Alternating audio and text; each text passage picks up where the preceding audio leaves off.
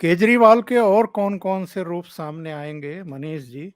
ये जो नया मामला है ये तो ना केवल गोपनीयता को भंग करने का मामला है, बल्कि कई दूसरे मामले भी इनके खिलाफ खुल जाएंगे अगर एलजी और होम मिनिस्ट्री एक्शन में आ गए तो। बिल्कुल सर। और क्योंकि ये साफ दिख रहा है कि केजरीवाल बहुत जल्दबाजी में है और इसीलिए सुप्रीम कोर्ट के आदेश आते ही जो केजरीवाल लंबे समय से कैमरे से बाहर थे, जो हमेशा कैमरे पर ही रहते हैं, वो केजरीवाल जब से सीबीआई ने उनसे 9 घंटे पूछताछ की उसके बाद से कैमरे से गायब थे। सुप्रीम कोर्ट के इस आदेश ने उनके लिए संजीवनी का काम किया और कैमरे पर आए और उन्होंने बड़ा कटाक्षपूर्ण तरीके से एलजी पर कटाक्ष किया कि अब तो हम ट्रांसफर पोस्टिंग करेंगे, वैसे वैसे नक्कारे अधिकारियों को हटाएंगे। और सबसे नक्कारे अधिकारी में उनको राजशेखर ही दिखाई दिए, जो सतर्कता विभाग के मुख्य सचिव थे। ये वो अधिकारी हैं जो इनके पूरे मामले की जांच कर रहे हैं। अब ये चीजें साफ खुल करके आ गई है कि केजरीवाल का जो शीश महल तैयार किया जा रहा था, जिस केजरीवाल ने कहा था कि हम तो 2 कमरे में रह लेंगे जी, 3 कमरे में रह लेंगे जी, हमें जरूरत ही क्या है। ये पता चला कि 299 रुपए की शर्ट पहन करके ये नौटंकी करने वाले केजरीवाल किस तरह से लाखों लाख के कमोड पर बैठ करके शौचालय जाते हैं। और उन्हीं के जो मनीष सिसोदिया हैं बेचारे, वो तिहाड़ जेल में उन्हीं के मंत्री सार्वजनिक शौचालय में मुझे लगता है कि आधे घंटे कम से कम वेट करना पड़ता होगा डिब्बा लेकर के। तो ये फर्क जो दिख रहा है कि एक व्यक्ति जो इस रूप में आया, वो उसका ड्रामा पूरी तरह से पब्लिक देखने लगी कि ये जो 299 रुपए का शर्ट और जो 36 नंबर का, जो एक तरह से जो लोअर हाइट के व्यक्ति 36 नंबर 34 नंबर की जिस व्यक्ति को शर्ट आए, वो 46 नंबर की शर्ट क्यों पहनता है, ये पूरा ड्रामा अरविंद केजरीवाल का धीरे धीरे खुलने लगा। और चूंकि राजशेखर जी के पास जो विशेष सचिव हैं इस डिपार्टमेंट के, एकाएक आप उनका ट्रांसफर करते हैं और जो इस मामले की जांच करेगा वो अधिकारी कम से कम अपनी फाइलें तो लेने जाएगा। किसी भी सरकारी दफ्तर में आप यदि किसी का ट्रांसफर कर देते हैं, आपको ऐसा तो नहीं कुछ सस्पेंड कर दिया, निकाल दिया, रिटायर हो गया। उससे पहले उससे जुड़े हुए चूंकि दफ्तर में तमाम कागजात हैं, वो आदमी कम से कम वहां जाएगा। तो आप उस अधिकारी के ट्रांसफर से पहले रात में सुबह में जाकर के आप पूरी फाइलें खंगलवा लेते हैं। ये साफ दिखता है कि चोर के दाढ़ी में तिनका का मामला है। और ये पूरा मामला उस आदमी का है जिससे ये भ्रष्टाचार का मामला जुड़ा हुआ है। ना सिर्फ ये मामला है, बल्कि जो एक और मामला चल रहा है कि इन्होंने जो खुफियागिरी की थी, जो भारत सरकार की खुफियागिरी की थी, माना जा रहा है कि उससे जुड़ा हुआ मामला जिस पर मनीष सिसोदिया पर मामला दर्ज हो चुका हुआ है, उस मामले से जुड़ी हुई फाइलें भी है। इन्हें लगता है कि उन तमाम चीजों को डिस्ट्रॉय कर देंगे, जला देंगे। इंटरेस्टिंग ये है कि सुप्रीम कोर्ट के मुख्य न्यायाधीश जब थे और उनके ऊपर जब यौन शोषण का आरोप लगाया गया, जब वो राम मंदिर मामले की सुनवाई कर रहे थे, वर्तमान में राज्यसभा के सदस्य हैं, उनके मामले को लेकर के भी जब आया था तो ये हुआ कि कई बार तो हुआ कि सुप्रीम कोर्ट कैसे सुनेगा जब चीफ जस्टिस के ऊपर खुद ही यौन उत्पीड़न का मामला है। उन्होंने खुद को अपने पूरे उस मामले से अलग रखा, जो बेंच बनाया गया उससे भी उन्होंने खुद को अलग रखा।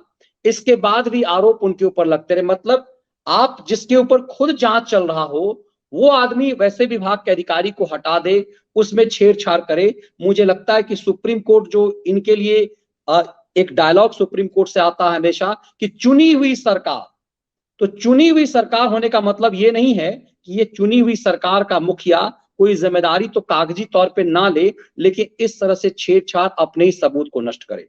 मुझे लगता है कि ये मामला जितना आसानी से इसे गबन करना चाह रहे थे, इसे कारपेट के नीचे डालने की कोशिश अरविंद केजरीवाल कर रहे थे, ये पूरा मामला उतना ही तेजी से उठ खड़ा हो चुका हुआ है और ये मामला सुप्रीम कोर्ट फिर से जा चुका हुआ है। आपको याद होगा कि सुप्रीम कोर्ट ने टिप्पणी करके कि चुनी हुई सरकार है, ट्रांसफर पोस्टिंग का अधिकार ये होगा। और हम और आप जानते हैं कि ट्रांसफर पोस्टिंग के बारे में अक्सर ही कहा जाता है कि ये लूट का जरिया है। ये विभाग जहां ट्रांसफर पोस्टिंग हुआ तो किस अधिकारी को कहां जाना है, कहां जो है कमाई जो मलाईदार पोस्ट है उस पर किसको कहां जाना है, इस लिहाज से एक बड़ा भ्रष्टाचार का एक बड़ा पैमाना ये ट्रांसफर पोस्टिंग का डिपार्टमेंट है। केजरीवाल को लूट का एक जरिया ये भी मिल गया। लेकिन केंद्र सरकार ने, उपराज्यपाल ने इसको मानने से मना कर दिया। अब पूरा मामला सुप्रीम कोर्ट में फिर खुद ही केजरीवाल लेकर के रोते हुए वेरी नेक्स्ट डे पहुंच गए हुए थे। अभिषेक मनु सिंघवी वहां पहुंच गए और अभिषेक मनु सिंघवी ने कहा कि आपने कल आदेश दिया, आज ही हमारा पालन नहीं कर रहे हैं। सुप्रीम कोर्ट ने उसके लिए तारीख लगा दी। तारीख लगा दी, इसका मतलब है कि आप बेसिकली वो मामला पेंडिंग हो गया है। अब टकराहट केंद्र सरकार का यह है कि आपको याद होगा कि पार्लियामेंट में एक विधेयक पास हुआ जिसमें यह कहा गया कि दिल्ली का बॉस तो उपराज्यपाल ही है। तो क्या सुप्रीम कोर्ट बार बार एहसास करा रहा है कि वही सुप्रीम है, वो संसद से बड़ा है? दरअसल अब पूरी तरह से सरकार जो है वो टकराव के मूड में है कि यदि सुप्रीम कोर्ट किसी भी ढंग से लक्ष्मण रेखा लांघेगा तो हमें भी अपने अधिकार का, क्योंकि डेमोक्रेटिक सिस्टम में चुनी हुई सरकार की महत्ता ज्यादा है। हमारा संविधान we the people of India की बात करता है और ऐसे में संसद से पास कानून को सुप्रीम कोर्ट जब मर्जी तब नस्ते नाबूद कर दे। ऐसा लगता है कि केजरीवाल जो चीज चाह रहे हैं वो अब उपराज्यपाल उस मूड में नहीं है कि जिसे जब मर्जी आप वो कर सकें। इतनी जल्दबाजी दरअसल केजरीवाल को क्यों थी और उसी विभाग को लेकर के क्यों थी, ये एक्शन आपको साफ दिख जा रहा है। और वो कहावत साफ दिख रही है कि चोर के दाढ़ी में तिनका। जो व्यक्ति पूरा आवरण ओढ़ करके आया, भ्रष्टाचार के खिलाफ एक आंदोलन चला करके, एक आंदोलन से निकली पार्टी जिसके ऊपर लोगों की उम्मीदें ज्यादा थी, जिसके ऊपर लोगों ने भरोसा बहुत ज्यादा किया था कि कुछ बदलाव करेगा, उनका ये चरित्र देखकर लोग चौंक रहे हैं। दिल्ली के जिनने चुना है वो कई बार भ्रम की स्थिति तो बनती है कि जो बार बार कहते हैं हमें काम नहीं करने दिया जा रहा है, लेकिन ऐसा क्या है कि आपको आज आदेश आया और आपने सबसे पहले उसी विभाग को टारगेट किया। तो ये मामला सुप्रीम कोर्ट तक फिर जाएगा और हो सकता है केजरीवाल के लिए उल्टा पड़ जाए। सर मनीष जी, मैं दर्शकों को बताता चलूं कि कौन कौन से मामले इनके पास थे और जिसके बारे में उन्होंने एक चिट्ठी लिखी है बाकायदा होम मिनिस्ट्री को और एलजी को, जिसमें जानकारी दी गई है कि इनके पास जो फाइलें थी और उनमें से कौन कौन सी फाइलें जो हैं वो गायब हैं, इसका भी इन्होंने उल्लेख किया है। इन्होंने एक दावा किया है कि मंगलवार तड़के 3 बजे उनका कमरा खुला हुआ था। उन्होंने कहा कि मुख्यमंत्री केजरीवाल के आवास के रिनोवेशन सहित सभी संवेदनशील दस्तावेज गायब थे। उन्होंने इस संबंध में दिल्ली के मुख्य सचिव को भी चिट्ठी लिखी है और ये दावा किया है कि ऐसा हो सकता है कि गोपनीयता का उल्लंघन हुआ हो, सबूतों से छेड़छाड़ की गई हो। उन्होंने ये भी आशंका जताई है कि उनके कमरे में जासूसी उपकरण भी लगाए गए होंगे और रिपोर्ट में ये कहा जा रहा है कि राजशेखर के मुताबिक उनके कमरे से जो फाइलें गायब हुई हैं उनमें शराब घोटाले से जुड़ी हुई फाइल, मुख्यमंत्री आवास की टेंडर फाइल, आवास के रिनोवेशन से जुड़ी फाइल, मुख्यमंत्री आवास का निरीक्षण कर चुके लोगों की तस्वीरें, ये सब गायब है। इसका मतलब ये है कि केजरीवाल और उनके मंत्री सौरभ भारद्वाज ने अपने फंसने का पूरा पूरा इंतजाम कर लिया है। बिल्कुल, जिस ढंग का ये जो सबूत दे रहे हैं बीवी राजशेखर, उससे पूरी चीजें साफ हो रही है, क्लियर हो रहा है सब कुछ कि एजेंडा क्या है। मैं जैसा कह रहा हूं कि सर कि लगातार आप सुप्रीम कोर्ट के आदेश आते ही इतनी जल्दबाजी आपको क्या नजर आ रही कि आप मतलब अगले कुछ घंटे में ही उस सतर्कता विभाग में सबसे बड़ा परिवर्तन करना चाह रहे हैं। इसका मतलब है कि, और ये देखिए कि जब इतना गंभीर आरोप अरविंद केजरीवाल को लगा, केजरीवाल खुद अभी तक कैमरे के सामने नहीं आए।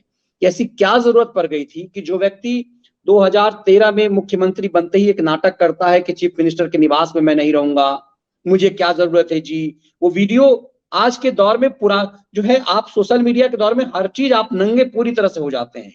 अब अरविंद केजरीवाल जिन्होंने कहा कि ये चाबी लीजिए जी, हम इस मुख्यमंत्री के निवास में नहीं रहेंगे, हम तो सामान्य फ्लैट में रहेंगे, 2 रूम से ज्यादा मुझे चाहिए क्या, मुझे सरकारी बंगले की जरूरत क्या है, मुझे सरकारी गाड़ी की क्या जरूरत है, कितनी सारी नाटक हुई। उसके बाद पता चला कि तमाम मंत्रियों के लिए आधुनिक गाड़ियां उपलब्ध कराई गई, महंगी महंगी गाड़ियां उपलब्ध कराई गई। और अरविंद केजरीवाल ने जिस ढंग से चीफ मिनिस्टर के घर को राजमहल बनाया, वो चीजें उन्हें लग रहा था कि चीजें बाहर नहीं आ पाएगी। वो चीजें एकदम से अब शुरुआत में लगा कि सिर्फ रिनोवेशन हुआ है, कुछ पर्दे चेंज करे गए हैं, लेकिन बाद में पता चला कि पूरा का पूरा जो है ना कि घर का बदल डालो टाइप हुआ, सब कुछ लूट का धंधा। और इतना ही नहीं, जब ये चीजें पता चली कि एक ठगों का ठग, महाठग जो चंद्रशेखर, जिसने तिहाड़ में कहा कि केजरीवाल की पत्नी मेरे साथ जाती थी और दुकानों पर उन्होंने महंगे महंगे सामान खरीदवाए। अब ये तो किसी के ऊपर कुछ भी आरोप लगा देते हैं बिना सबूत के, कुछ भी। इनकी पूरी टीम यही काम करती है कि अब तक तो यही हुआ, सिर्फ अरुण जेटली और नितिन गडकरी, यही तीन लोग हैं जिनने इनको नाक के बल थूक चटा करके माफी मंगवाया पटियाला हाउस कोर्ट में। वरना जिसके ऊपर आरोप, शीला दीक्षित के ऊपर आरोप, चिदम्बरम के ऊपर आरोप, जिसके ऊपर जो आरोप लगाया चिपका दिया, और लोगों को भरोसा हो गया कि तो बड़ा ईमानदार है, ये कुछ भी बोल सकते हैं। यदि आपके लगाए हुए आरोप पे सत्यता है तो किसी दूसरे पर क्यों नहीं? चंद्रशेखर भी सच बोल रहा है कि इस आदमी की पत्नी करोड़ों रुपए का शौकिया चीज उस घर में, और ये तय है कि यदि पत्नी ले जा रही थी तो दो चीजें हैं, या तो निजी सरकारी खर्च पे वो निजी सुविधाएं उनकी पत्नी फायदा उठा रही थी, या फिर इसमें कमीशन का खेल था और पूरा लूट हुआ। केजरीवाल जैसे व्यक्ति का इतने गंभीर आरोप पर चुप होना, यह दिखाता है कि खेल बहुत गंभीर है। और ऐसे में पूरे डॉक्यूमेंट्स के गायब करने का आरोप एक सीनियर मोस्ट ऑफिसर लगा रहा है। तो वो यदि आधिकारिक रूप से कहा जाए तो केजरीवाल से सीनियर है। यदि जिस चीज का वो ढोंग पीटते हैं कि मैं तो भाई इनकम टैक्स ऑफिसर हूं, तो बार बार यदि आप इनकम टैक्स ऑफिसर की बात करते हैं तो आपसे तो उस हिसाब से वो सीनियर अधिकारी है, तो उसकी महत्ता क्यों नहीं है? आप ही सच क्यों बोल रहे हैं? तो मुझे लगता है कि ये जो आरोप है, ये तमाम आरोप एक मजबूती के साथ भारत के सॉलिसिटर जनरल सुप्रीम कोर्ट में रखेंगे, क्योंकि ये मामला पूरी तरह से लड़ाई दूसरे लेवल की हो गई है। एक व्यक्ति जो नैतिकता की आवरण ओढ़े हुए है, ईमानदारी का आवरण ओढ़े हुए है, भ्रष्टाचार तो इस देश में जैसे लगता है सर मुद्दा रह ही नहीं गया। लालू यादव सजा याफ्ता अपराधी हैं, एक नहीं पांच पांच मामले में, मगर छाती तान के हर चीज पे बोलते हैं, लगता है कोई मामला रहे। तो जो सजा याफ्ता अपराधी जब हो जाए फिर कोई फर्क नहीं पड़ता, तो किसी के ऊपर आरोप लगने से क्या फर्क पड़ता है? लेकिन अरविंद केजरीवाल पर फर्क पड़ता है, क्योंकि इस देश की जनता ने उनके लिए दूसरे किसी को ईमानदारी के लेवल पे नहीं चुना गया है। अरविंद केजरीवाल से लोग प्रभावित इसलिए हुए कि वो एक नई व्यवस्था देंगे, वो भ्रष्टाचार के खिलाफ एक आंदोलन के रूप में आए, वो अपनी सादगी एक तरह से पेश करके आए, एक नए तरह का गांधी बन करके आए। तो इसीलिए भ्रष्टाचार का मामला तो पूरे देश में है, एक से एक बेईमान लोग हैं। ये मामला नहीं कि भाई अरविंद केजरीवाल पे क्यों बोला जा रहा है, उस पर क्यों नहीं बोला जा रहा है। मैं तो उदाहरण दे रहा हूं कि सजा याफ्ता अपराधी एक मामले में नहीं, पांच पांच मामले में लालू यादव है। लेकिन ना लालू यादव को इससे फर्क पड़ता है, ना उनकी पार्टी को फर्क पड़ता है, ना मीडिया की बेशर्मी की एक सजा याफ्ता अपराधी का इतना महिमा मंडन क्यों होता है। तो बात केजरीवाल का है। केजरीवाल का सच इस देश के सामने आना चाहिए। केजरीवाल को भी पक्ष रखना चाहिए। केजरीवाल को बताना चाहिए कि जो भी आरोप उनके ऊपर शीश महल वाला है वो झूठ है, उनकी पत्नी पर जो आरोप लगाया गया झूठ है। ये ड्रामेबाजी नहीं कि आप फाइलें जला देंगे और पूरी सब चीजों को बर्बाद करके रख देंगे। मुझे लगता है कि बेहद गंभीर मामला है और इसे यूं ही हल्के में नहीं निपटाया जाना चाहिए। सुप्रीम कोर्ट जब ये सुविधाएं केजरीवाल को दे रही है कि वो चुनी हुई सरकार के मुखिया हैं, तो चुनी हुई सरकार के मुखिया होने का मतलब ये नहीं है कि वो लूट करके वो जिन लोगों ने उनको चुना है उसी को लूटना शुरू कर दें। इस मामले का सच इस देश के सामने आना चाहिए कि आखिर क्या जरूरत थी केजरीवाल को कि उन्होंने इतना आलीशान उस लुटियन इलाके में, जहां अवैध है, गैर कानूनी है किसी चीज को तोड़ फोड़ करना, नए ढंग से बनवाना, जब तक आप इसके लिए कोई बिल पास नहीं हो जाता, आप केंद्र सरकार की अनुमति नहीं मिल जाती, तो फिर किसके आदेश से ये चीजें हुई? दरअसल केजरीवाल को लगता था कि सब चीजें बाहर आएंगी नहीं। कमाल की बात यह कितनी बड़ी चीजें अब तक बाहर क्यों नहीं थी?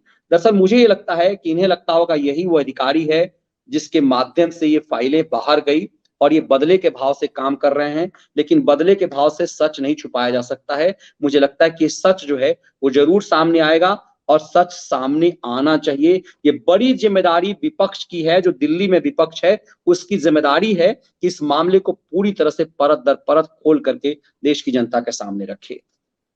मैं दर्शकों को बता दूं कि उनके ऑफिस में कौन कौन सी फाइलें थी जिनकी जांच पड़ताल चल रही है। एक तो आबकारी मामलों और नीति में पीओसी अधिनियम 1998 की धारा 17A के तहत मंजूरी देने के लिए जो सीबीआई की प्रस्ताव फाइल थी वो थी।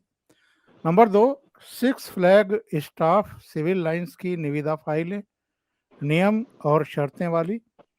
तीसरा, six flag staff civil lines की अनुवर्ती प्रवर्तन और अतिरिक्त फाइलें।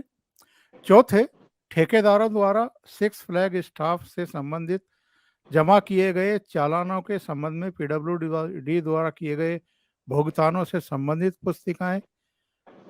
पांचवी, six flag staff civil lines की निविदा आमंत्रित करने की सूचना संबंधी फाइल और इसी से जुड़ी हुई सिविल लाइंस की डेविएशन फाइल और इसी से जुड़ी हुई एक और फाइल है सिविल लाइंस के 72 विनिर्देशों के लिए संशोधित अतिरिक्त पद की फाइल और इसी से जुड़ी हुई सातवीं जो फाइल है वो है सिविल लाइंस के निर्माण का पर्यवेक्षण करने वाले व्यक्तियों की तस्वीरें। और नौवां बताया गया है talk to AK file DIP। 10वां बताया गया है सामान्य कारण से संबंधित सुप्रीम कोर्ट के फैसले और बिलों के अवैध भुगतान के संबंध में DIP फाइल। DIP पे तो हम लोग पहले भी चर्चा कर चुके हैं, वो फाइल भी वहां पर थी जिसकी सतर्कता विभाग जांच कर रहा है। 11वां, विभागों से संबंधित कुछ फाइलें जहां मामला मौजूदा प्रावधानों नियमों के तहत केंद्रीय जांच एजेंसियों को भेजा गया था, वो फाइलें भी थी। इसके अलावा आबकारी नीति के संदर्भ में आबकारी विभाग के अधिकारियों के अभियोजन स्वीकृति आदि से संबंधित अन्य विभिन्न फाइलें और दस्तावेज वहां थे। यानी केजरीवाल के खिलाफ, केजरीवाल की सरकार के खिलाफ अलग अलग डिपार्टमेंटों में जो भ्रष्टाचार की शिकायतें हैं, अनियमितताओं गड़बड़ियों की शिकायतें हैं, उसकी जितनी जांच पड़ताल सतर्कता विभाग कर रहा था और ये स्पेशल सेक्रेटरी उसकी निगरानी कर रहे थे, वो सारी फाइलें या तो वहां से हटाई गई हैं या उनकी फोटोकॉपी ली गई है और अगर हम राजशेखर की माने तो उनके साथ छेड़छाड़ की गई है। बिल्कुल, और ये बार बार ठोक के कह रहे हैं कि ये छेड़छाड़ की गई, सुबह में इसकी जरूरत क्यों आन पड़ी। अब सौरभ भारद्वाज कह रहे हैं कि इनको हटा दिया गया है। सवाल ये है कि क्या पहली बार किसी को विभाग चेंज करा गया है क्या? वो अधिकारी क्या अपने दफ्तर नहीं आएगा क्या? वो अधिकारी जिसके पास बहुत सारे उसका ऑफिस है तो सब सामान उसका होता है। केजरीवाल कल को यदि चीफ मिनिस्टर से हटेंगे तो क्या उसके बाद वो दोबारा दफ्तर नहीं जाते? लंबे समय तक राज्यपाल या राष्ट्रपति कहते हैं कि जब तक नई व्यवस्था नहीं हुई है, आप इसकी जिम्मेदारी आपके ऊपर है। तो ये एकाएक तो किसी को ट्रांसफर करके आप लाते नहीं, हर चीज की एक व्यवस्था होती है। इतनी जल्दबाजी क्यों थी? और सवाल महत्वपूर्ण ये है कि जिस चीज की जिसका आरोप केजरीवाल का स्वयं पर था। दरअसल केजरीवाल का असली खेल सर ये है कि केजरीवाल कोई मंत्रालय अपने पास रखते नहीं है। केजरीवाल इतने धूर्त, इतने चालाक हैं कि देश में पहले चीफ मिनिस्टर हैं जिनके पास कोई मंत्रालय नहीं है। अक्सर हम बचपन से पढ़ते हैं कि फलाना राज्य के मंत्री, मुख्यमंत्री ये हैं, ये मंत्रालय इसके पास, ये मंत्रालय इनके पास, और बाकी जो अघोषित मंत्रालय है, जो किसी को नहीं दिया गया है, वो माना जाए कि वो चीफ मिनिस्टर के पास है। लेकिन यहां पर यह माना गया था कि जो अघोषित मंत्रालय है वो डिप्टी सीएम मनीष सिसोदिया के पास है, चीफ मिनिस्टर के पास नहीं है। तो आज भी जिस ढंग से हूबहू यही काम किया गया, सौरभ भारद्वाज और आतिशी में उस मंत्रालय को बांट दिया गया। केजरीवाल आज भी छुट्टा घूम रहे हैं, उन्हें किसी ढंग से वो स्वतंत्र हैं, वो हर चीज दबाव डाल के करवाते हैं। अब केजरीवाल के पास उन्हें चाहिए भी वैसे व्यक्ति जो उनका विरोध कर सकते थे, जो उनके पाप के खिलाफ विद्रोह कर सकते थे, जो उनके आदेश से साइन नहीं कर सकते थे, उन सबको पहले ही उन्होंने निपटा दिया। बाकी बच्ची खुची वो लोग थे जिनका इस आंदोलन से कोई लेना देना नहीं था, और यदि था भी तो वो बिल्कुल केजरी के सेवक थे।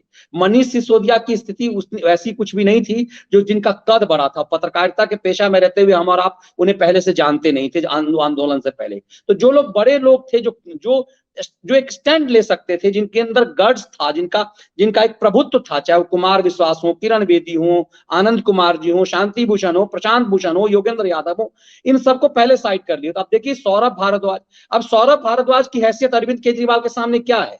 आतिशी की हैसियत क्या है अरविंद केजरीवाल के सामने? सिसोदिया की हैसियत क्या है? केजरीवाल के मतलब मतलब केजरीवाल के किस्मत पे कह लीजिए कि सब एक तरह से पल रहे हैं, ना कोई अपना बैकग्राउंड है, ना कोई अपनी क्षमता योग्य उस ढंग की चीजें हैं। तो ये साफ है कि केजरीवाल, ये सौरभ भारद्वाज नहीं कर रहे हैं या तीसी नहीं कर रही हैं, ये सबके सब केजरीवाल की तरफ से कराया जा रहा है। और चूंकि डर केजरीवाल का है, केजरीवाल की चुप्पी बहुत अहम है। इतना बड़बोला आदमी जो उल जुलूल बयाने विधानसभा में देता हो, जो कैमरे पर आकर के हमेशा एक तरह से कटाक्ष करता हो दूसरे पर, उसकी चुप्पी लोगों को बेचैन कर रही है कि ये केजरीवाल अपने मामले पर चुप क्यों। अब तक तो मनीष सिसोदिया पे आरोप लग रहा था, अब तो सीधा आरोप आपके ऊपर है। और हर मामला सर सीधे सेंट्रलाइज होकर के केजरीवाल पे आना है, चाहे वो शराब माफिया गिरी का धंधा हो, चाहे वो सत्येंद्र जैन का मामला हो, मनी लॉन्ड्रिंग का मामला हो। चूंकि इन्होंने कहीं साइन नहीं किया है अब तक, इसीलिए बच रहे हैं।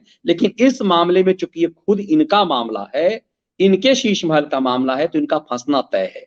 इसीलिए सौरभ भारद्वाज के माध्यम से ये तमाम चीजों को निपटाना, जलाना, नष्ट करना चाह रहे हैं। और एक बहुत गंभीर अधिकारी, सतर्कता विभाग का यदि स्पेशल सेक्रेटरी आरोप लगा रहा है, तो इसे इग्नोर कतई नहीं किया जा सकता।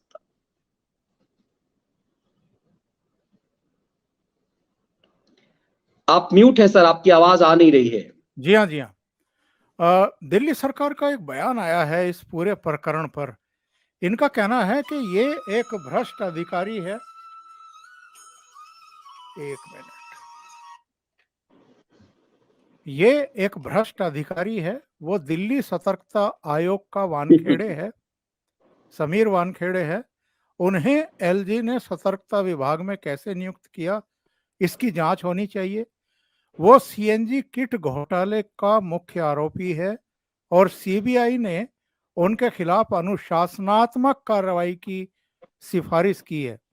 इसको ध्यान देने वाली बात है, अनुशासनात्मक कार्रवाई करने की सिफारिश की, यानी भ्रष्टाचार नहीं पाया, वो केवल कुछ अनियमितता होगी जो प्रक्रिया होती है। उनके खिलाफ कई शिकायतें आई हैं कि वो पैसों की डिमांड करते हैं। 13 मई को आदेश जारी कर आधिकारिक तौर पर इनके कामों को उनसे वापस ले लिया गया। अगर उनसे आधिकारिक तौर पर काम वापस ले लिया गया तो उनके पास अभी तक फाइलें कैसे हैं? इस पर जो है इनके करीबी, राजशेखर के करीबी का भी एक बयान आया है। और एक अधिकारी हैं जो इनके करीबी हैं, उन्होंने ये कहा है कि इनके खिलाफ जो भी मामला था, जांच एजेंसी उस मामले में उनको बरी कर चुकी है, क्लीन चिट दे चुकी है। और इंडियन एक्सप्रेस की भी एक रिपोर्ट है, उसके अनुसार अधिकारी ने यह दावा किया कि उसे निशाना बनाया जा रहा है क्योंकि वो पिछले 1 दशक से विभिन्न सरकारी संगठनों में प्रवर्तन और सतर्कता विभागों में तैनात हैं और उन्होंने कई अधिकारियों के खिलाफ कार्रवाई की है। जब राजशेखर को उनके कर्तव्यों से वंचित किया गया था तो उन्होंने कहा था कि आप सरकार द्वारा उठाया गया ये कदम अवैध है। यानी आप अपने कुकृत्य को जस्टिफाई करने के लिए उस अधिकारी को अब भ्रष्ट बताने पर भी आमादा हो गए हैं। बहुत महत्वपूर्ण ये है सर कि ये कह रहे हैं कि ये इसके ऊपर आरोप है, ये एक अनुशासनहीनता का आरोप है। तो आरोप तो आपके ऊपर भी है, सिर्फ आप आरोप लगाएंगे इस पे। ये आपका डिप्टी सीएम हाईकोर्ट उसे जमानत नहीं दे रहा है। आपका जो स्वास्थ्य मंत्री, 2 मंत्रालय को लेकर जो आप झुनझुना बजा रहे थे, उन दोनों मंत्रालय में साल भर से ज्यादा समय से सत्येंद्र जैन जेल में। हाईकोर्ट क्या, सुप्रीम कोर्ट तक चले गए, जमानत नहीं मिली है। आप आरोप लगाते हैं कि सरकार जो है उन्हें फंसा रही है। मतलब लोअर कोर्ट से लेकर, हाई कोर्ट से लेकर सुप्रीम कोर्ट तक सत्येंद्र जैन को जमानत नहीं मिली। इस मनीष सिसोदिया को, जिसके लिए इतनी बड़ी बड़ी बातें की गई, इस मनीष सिसोदिया को 2 बार हाईकोर्ट ने जमानत नहीं दी, ना सिर्फ सीबीआई बल्कि ईडी के मामले में भी। तो मतलब आपके ऊपर जो पूरा सब कुछ, और यदि साफ है कि यदि सिसोदिया ने चोरी की है, सिसोदिया ने यदि शराब माफियागिरी का धंधा किया है, तो ये केजरीवाल ने किया है, ये सबको पता है। तो आपके ऊपर इतने गंभीर आरोप जो है वो हाईकोर्ट और सुप्रीम कोर्ट तक मान रहा है, इसकी महत्ता नहीं है। लेकिन एक अधिकारी पर किसी ने आरोप लगा दिया, आरोप है, तो दरअसल ये जो भ्रमजाल केजरीवाल अब तक फैला रहे थे, अब उसी की हवा निकल रही है। और मुझे लगता है कि ये जो केस है वो केजरीवाल के पूरे उस गुब्बारे में, वो जो 48 नंबर का शर्ट पहन करके जो सब कुछ ढकने का जो खेल होता है, वो सिंपल व्यक्ति बनने का, वो दिखा रहा है कि एक व्यक्ति 299 रुपए के शर्ट पहनने का और चप्पल पहन करके, हवाई चप्पल पहन करके, जो 15 अगस्त 26 जनवरी में आने का नाटक करता है, उसका छालावा करोड़ों के लूट का क्या है। वो ऐसा लगता है केजरीवाल बहुत जल्दबाजी में है कि जितनी जल्दी वो लूट सके, और पूरा वो खेल इसी चीज के लिए हो रहा है। अब उनका वो पूरा नकाब उतर रहा है। ये बेचैनी इसी बात को लेकर के, अब तक तो मनीष सिसोदिया फंस रहे थे, सत्येंद्र जैन फंस रहे थे, दूसरे मंत्री फंस रहे थे, अब मामला सीधे केजरीवाल पर है। और केजरीवाल का मतलब है कि पूरा वो फरेब का गुब्बारा पूरी तरह से फूट जाना। सर मनीष जी, आखिर में मैं आपकी एक टिप्पणी सत्येंद्र जैन पर भी चाहूंगा। सत्येंद्र जैन अकेलेपन से घबरा रहे हैं और एक मामला सामने आया है कि 3 कैदी उनकी अपनी बैरक में सोते हुए पाए गए। बाद में जब जांच पड़ताल हुई, क्योंकि सीसीटीवी लगा हुआ है, तो वो चीज़ें पकड़ में आ गई। पता लगा कि जेल अधीक्षक की फिर से इनके ऊपर बड़ी अनुकंपा हुई है। इन्होंने जेल अधीक्षक से कहा था कि मुझे अकेले में डर लगता है, घबराहट होती है। मेरे चिकित्सक ने कहा है कि आप जो हैं अपनी ये जो अकेलापन है इसको दूर करें, और हो सके तो दूसरे लोगों को भी अपने साथ रखें, नहीं तो आपकी दिक्कतें बढ़ जाएंगी। हालांकि अब वो तीनों कैदी वहां से हटा दिए गए जो इनके साथ सो रहे थे। इसके अलावा इन पर सख्ती भी की गई है, जेल अधीक्षक के खिलाफ भी कार्रवाई हो रही है। लेकिन जेल प्रशासन ने ये भी कहा कि इनकी मनोवैज्ञानिक जांच हम जरूर कराएंगे कि ये वाकई इनको घबराहट होती है या कुछ और मामला है। तो ये तो नए नए गुल खिला रहे हैं जेल में रहते हुए भी। बिल्कुल, अब तक मसाज करा रहे थे तो फिर उस समय क्या चल रहा था। दरअसल ये पूरी नौटंकी इन पूरे ऐसे सफेदपोश अपराधियों का एक सामान्य है कि उनको किसी भी तरीके से अस्पताल पहुंच जाना है, वो जेल से निकल जाएं, और वो मेंटली अपने आप को, चूंकि उनके शरीर में किसी ढंग की कोई परेशानी है नहीं, वो स्वस्थ हैं, तो एक नया कि मेंटली डिस्टर्ब हैं, उनका इलाज हो, वो अस्पताल जाएं और एक माहौल क्रिएट किया जाए कि उन्हें स्वास्थ्य लाभ की जरूरत है, अस्पताल की जरूरत है। आप जितने भी सफेद पोस्ट माफियाओं को देखेंगे, इन भ्रष्ट बेईमानों को देखेंगे, तो वो एक पूरा षड्यंत्र रचते हैं कि जेल से निकल करके किसी ढंग से अस्पताल पहुंच जाएं। और इसके लिए बहुत सारी व्यवस्था होती है। मैं बहुत सारे अपने ऐसे डॉक्टर्स साथियों को, नजदीक के लोगों को जानता हूं जिनने करोड़ों का साम्राज्य इकट्ठा कर लिया है जेल में डॉक्टर होने से। तो ये बहुत आसान होता है कि जेल का डॉक्टर लिख देगा, लेकिन चूंकि ये मामला इतना खुल गया है, हो सकता है डॉक्टरों को भी डर लग रहा हो। और तिहाड़ के बारे में तो सौरभ भारद्वाज पहले ही कह चुके हुए हैं, अब शायद मेरे ख्याल से तिहाड़ का मंत्रालय उन्हीं के पास है, कि जब सत्येंद्र जैन जेल गए थे, उसके बाद जब मनीष सिसोदिया की बात, तो कहा जेल तो अपना ही है, सब सुविधा वहां होगी।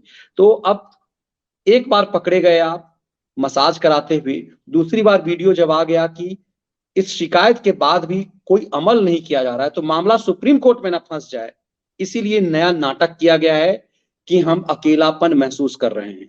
अकेलापन महसूस कराने की तो सजा होती है, काल कोठरी किस लिए होती है? अपराधियों को इसी के लिए तो काल कोठरी दी जाती है, फांसी घर इसीलिए तो होता है।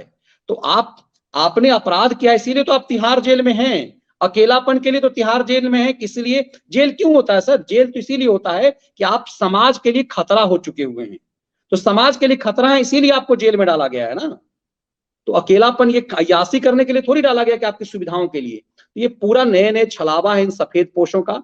और ये चूंकि अब ये फंस रहे हैं कि हैबिचुअल क्रिमिनल हो चुके हैं, तो जेल में जाकर के भी हैबिचुअल क्रिमिनल हैं। मसाज करा रहे थे, जब कोर्ट ने कहा कि इस पे ये निगरानी रखी जाए, फिर भी ये धंधा कर, दरअसल ये फिर भी मसाज ही करा रहे थे। तो अब मसाज का मामला कैसे आता? तो कह दिया कि हमें साथी चाहिए होता है गपशप करने के लिए। तो क्या मौज मस्ती करने के लिए वो एंटरटेनमेंट विभाग है क्या तिहाड़ जेल, जो आपको वहां पर एंटरटेन कराया जाए?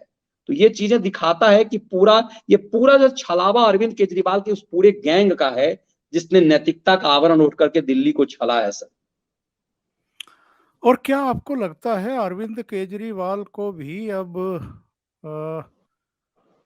बहुत तेजी से इस बात का एहसास हो चला है कि अब बहुत दूर नहीं है उनकी गिरफ्तारी वगैरह और तिहाड़ वगैरह, इसलिए बदहवासी में आ गए हैं और अपने मंत्रियों के जरिए, मंत्री के जरिए, सतर्कता विभाग के डिपार्टमेंट की उन संवेदनशील और गोपनीय फाइलों तक भी इनके हाथ पहुंच गए हैं। बिल्कुल। देखिए, यदि आप सीबीआई के उस सप्लीमेंट्री चार्जशीट को यदि आपको याद होगा, मैंने कई बार अपने शो में इसका जिक्र किया है। अरविंद केजरीवाल, मनीष सिसोदिया के जो निजी सचिव हैं, मेरे ख्याल से सी अरविंद नाम है उनका, उसने सीबीआई को बयान दिया कि मनीष सिसोदिया के साथ जब शराब माफियाओं की बैठक होती थी, मीटिंग होती थी, ये दलाली का धंधा जब चलता था, तो उसमें ये राघव चड्ढा बैठता था। राघव चड्ढा का नाम लाया और ये बात अरविंद केजरीवाल से 9 घंटे के पूछताछ में भी पूछी गई। तो एक संकेत आ रहा है कि ब्लू आइड बॉय जो असली है, जिसकी चर्चा की गई है कि एक ब्लू आइड बॉय, नाम उसका मैं भूल रहा हूं, दरअसल वो राघव चड्ढा सबसे भरोसेमंद है अरविंद केजरीवाल के। और मनीष सिसोदिया के बाद राघव का नाम आना कि वो बैठक में क्यों होता था, ये इंडिकेट कर रहा है कि अरविंद केजरीवाल की तरफ से राघव को बैठाया जाता था। ये चीजें सप्लीमेंट्री चार्जशीट में आई हुई है सी अरविंद के नाम से। तो ये सब चीजें इशारा कर रही है बार बार कि मनीष सिसोदिया एक, मान ली, एक डमी व्यक्ति है। असली खेल केजरीवाल का है, ना सिर्फ इस मामले में बल्कि शराब वाले मामले में भी इनकी बेईमानी सामने आएगी और उसमें केजरीवाल का नाम आज न कल तो आना तय है सर। बहुत बहुत धन्यवाद मनीष ठाकुर जी।